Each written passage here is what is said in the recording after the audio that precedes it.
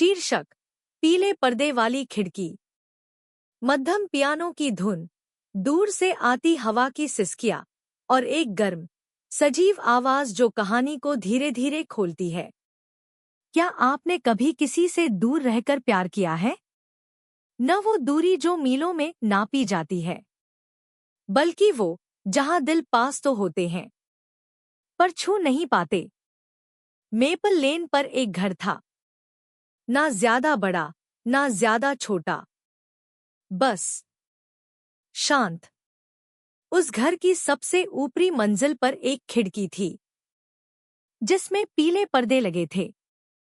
हर शाम ठीक 6:05 बजे वो उस घर के सामने से गुजरता था।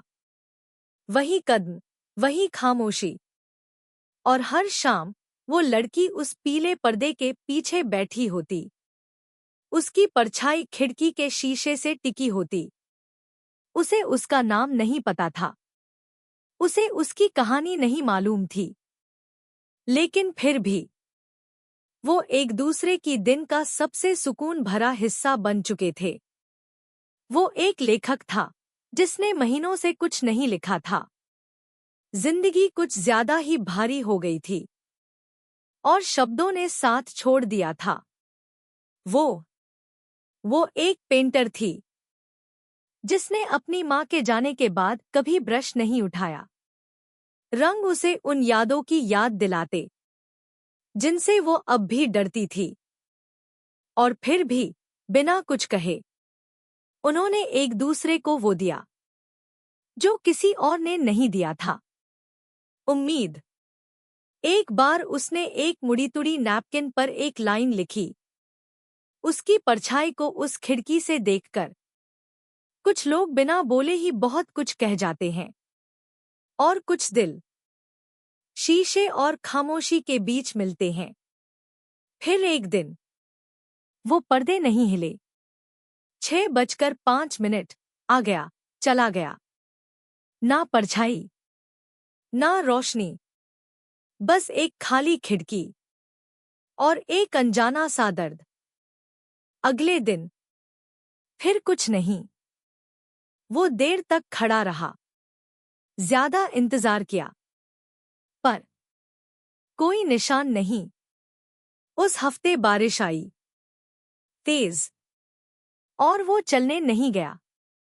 लेकिन 7वें दिन कुछ बदला। खिड़की खुली हुई थी और उसकी सिल पर एक कैनवस रखा था।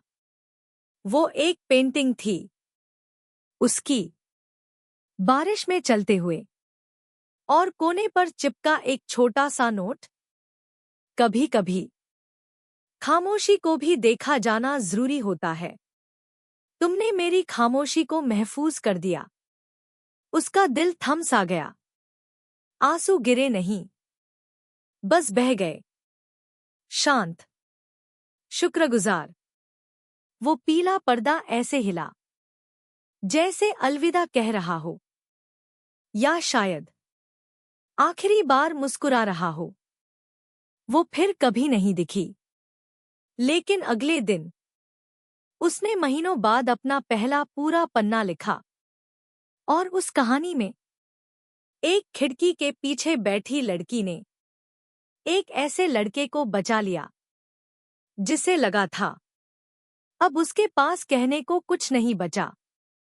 संगीत हल्के से ऊपर उठता है और धीरे धीरे हवाओं में खो जाता है, क्योंकि कभी कभी प्यार के सबसे शुद्ध रूप बोलते नहीं, बस महसूस होते हैं।